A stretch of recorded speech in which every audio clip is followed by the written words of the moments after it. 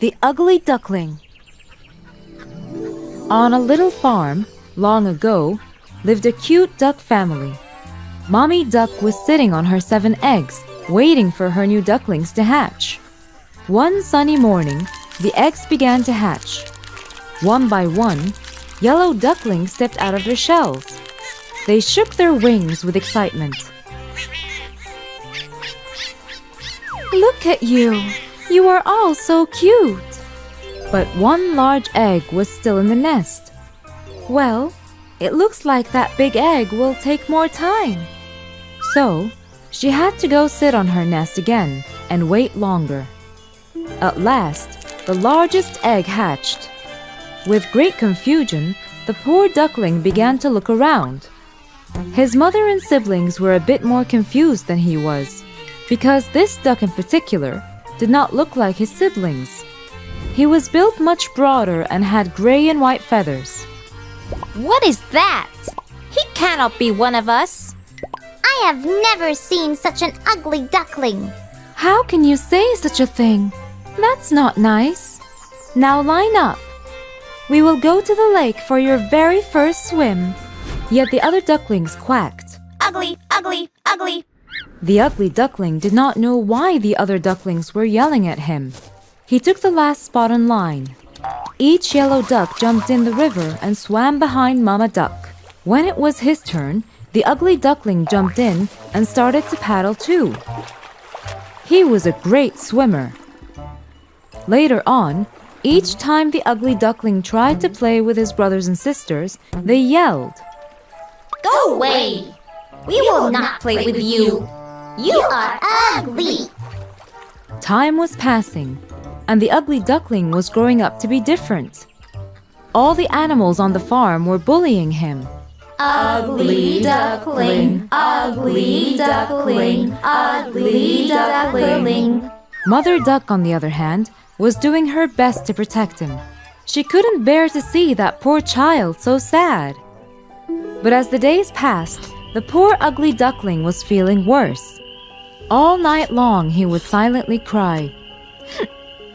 Just because I am ugly doesn't mean everyone has to be mean. No one wants to play with me or even talk to me. One day, one of the yellow ducklings said to the ugly duckling, You know what? You would do us all a big favor if you leave. Get out, get out, get out. They're right.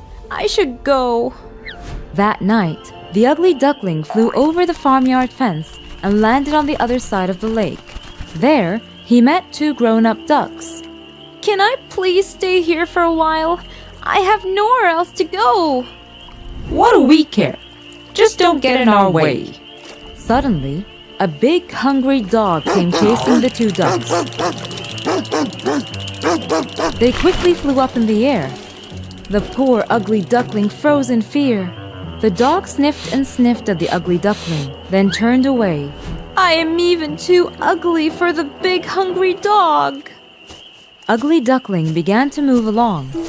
Soon after, an empty lake appeared. Well then, if nobody wants me, I will hide here forever. Even though he was all alone, he was very happy. One day, he saw a horde of white long-necked birds migrating to the south. How beautiful they are! I wish I could be like them. Winter came and snow began to fall, so it was hard to find food. Cold and tired, trying to forage, the ugly duckling came across a farmer. Poor thing, you must be freezing.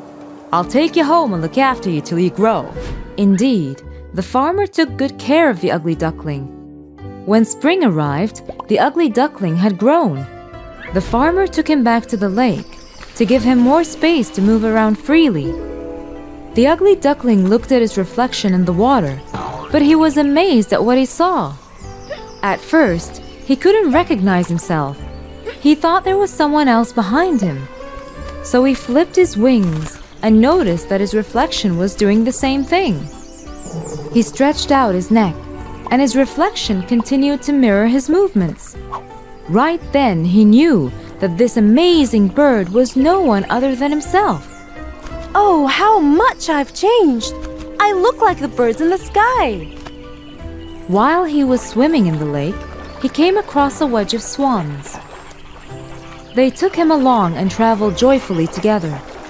Finally, the ugly little thing was accepted and loved by his new friends, to whom he belonged.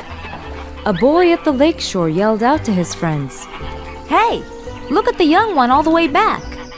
Must be the most beautiful swan I've seen!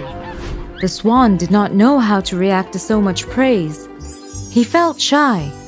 After being mocked for so long, he couldn't believe he was being appreciated and accepted.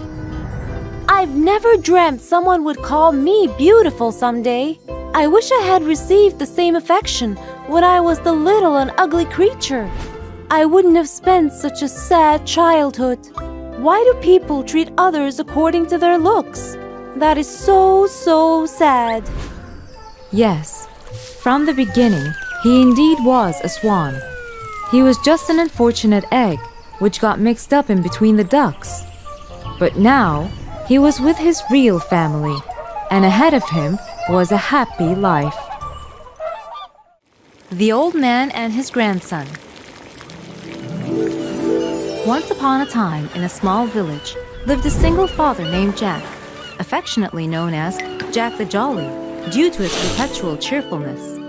Jack adored his son, Hansel, and ensured he had a happy, love-filled childhood, never letting him feel the absence of a mother. He cooked, played games, and comforted the little boy when he felt sorrow, making sure Hansel always felt cherished and secure. Hansel grew up to be known as Hansel the Handsome. His charming looks and kind nature earned him this nickname. He cared for Jack, remembering his sacrifices and love. The young man ensured that his father never felt alone. One day, Hansel fell in love with a girl named Elsie, and they married with Jack's blessing. However, it wasn't long before Elsie showed her true colors, pulling Hansel away from his father. Hansel, where are you going? To check on my father. And what about me?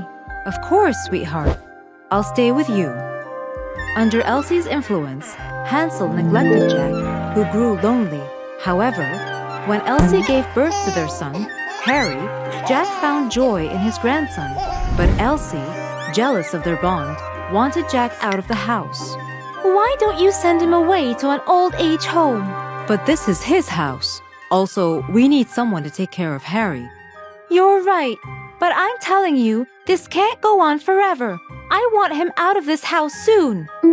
8 years later, Jack's health declined significantly. One day, during dinner, his trembling hands spilt broth on an expensive tablecloth, making Elsie furious. In response, Elsie demanded that Jack eat behind the stove, and when he dropped his bowl and broke it, he was given a wooden bowl to eat from. Harry, Jack's only comfort, often sat with him to keep him company and bring a smile to his sad face. Weeks passed, and one day, Hansel and Elsie saw Harry collecting wood and playing with it. Look how innocently our son plays. What are you doing, Harry? Building a home for us? No, I'm making wooden bowls for you. Wooden bowls? But son, we don't need wooden bowls. Not now, but when you're old like Grandpa. I don't want you to be breaking earthenware. That's why I'm making them now. Hansel and Elsie were struck by their son's words, realizing the cruelty they had inflicted on Jack. The innocence of Harry's actions mirrored their future, awakening a sense of shame and remorse in them. "We've been so unkind," Hansel lamented, his voice heavy with regret. "Let's treat Father better," Elsie agreed, tears welling in her eyes. Their son made them realize that one should always take care of his parents when they are old, for they take care of him when he is young. From that day forward, they took good care of Jack, ensuring he ate with them and was surrounded by love and respect. Hansel vowed to always honor his father. Jack's final years were filled with warmth, uniting the family once again. The true magic of Christmas. Once upon a snowy Christmas Eve in Cozy Town, a sweet little girl named Lily was admiring the decorations at the Christmas market with her family and pets. Rufus, the adventurous beagle, known for his love of digging up surprises. Whiskers, the curious cat, famous for his inquisitive nature and stealthy ways. And Polly, the chatty parrot, whose colorful feathers matched her vibrant personality. With her wide-eyed wonder, Lily wandered away from her family while admiring the twinkling lights. Suddenly, she found herself lost in the bustling holiday market. As panic began to set in, Rufus noticed Lily's plight. He interrupted Whiskers, who was really busy chasing a mouse. Come quickly, we have a mission. Lily is missing. Whiskers directly braked. I will postpone eating you till after finding Lily. Have a last great evening. Can you postpone it till after Christmas? There will be lots of evenings filled with milk and cookies. Please? Tempting. You will be even fatter. Polly joined. Cut it out, chatty one. Let's move. These three furry and feathered friends were determined to help their beloved owner find her way back home. Rufus, with his keen nose, sniffed the air for any traces of Lily. Whiskers slinked through the crowd, following footprints and clues. Polly perched high in the trees, keeping an eye out for a familiar pink coat and a red bow in her owner's hair. They searched the area, but it was difficult to know where to start. To the right? Why not take the left instead? While they were gathered to discuss their next move, Rufus disappeared. He couldn't resist chasing a squirrel, but in doing so, he accidentally stumbled upon a lost mitten that smelled just like Lily's. He barked excitedly. Woof, woof! The others gathered around to examine it. The first hint set them on the right path, but soon after, they faced many choices. Let's split up and try to find her faster. No, we should all stick together. While debating their next move, Whiskers, always intrigued by shiny objects, discovered a trail of glistening ornaments leading towards the town square. He couldn't resist swatting at them, causing a delightful cascade of sparkling decorations. Admiring his playfulness, the pets realized Lily might be nearby. They took confidently the path, understanding her love for all things bright and shiny. Arriving then at a crossroad, Polly flew high above, screeched and squawked, attempting to mimic Lily's sweet voice. Oh, how beautiful it is in here! Her antics drew the attention of a kind-hearted vendor. Ah, you're looking for the little one, aren't you? She headed that way, captivated by the festive cheer. The three pets followed the clues. They encountered a group of carolers singing their hearts out. Rufus joined in with his enthusiastic howling. Whiskers danced among the singers' feet, and Polly tried to mimic the carols with her squawky renditions. They earned a round of applause from the crowd. The carolers laughed and pointed the pets in the right direction. Finally, the trio of pets reached the Christmas tree at the heart of the town square. There, beneath the towering evergreen, they spotted Lily, her tear-streaked face illuminated by the twinkling lights. With joyful barks, purrs, and chirps, the pets rushed to Lily's side, wrapping her in a circle of warmth and love. She hugged each of them tightly, feeling safe again. I wanted to watch the wonderful topper star light up and the big decoration gifts. I thought that was the Christmas magic moment, but I was eventually wrong. It's being well surrounded and feeling loved. Thank you for all your help, my friends. As the clock struck midnight and the church bells rang in Christmas Day, Lily's family appeared, drawn by the commotion. Tears of relief flowed as they reunited with their little girl and the loyal pets that are a cherished part of their family. The townspeople cheered, celebrating the miracle of a lost child found on the magical night. Lily, deeply affected, whispered while looking at her parents and friends. Oh, how beautiful it is in here! Nothing beats the warmth of the family bond, the pet's loyalty, and the stranger's kindness. Christmas is not just a time for presents, but a time for the presence of love and connection that make the season truly magical. It is an authentic celebration of love, loyalty, and the joy found in togetherness. Gatito Misifu.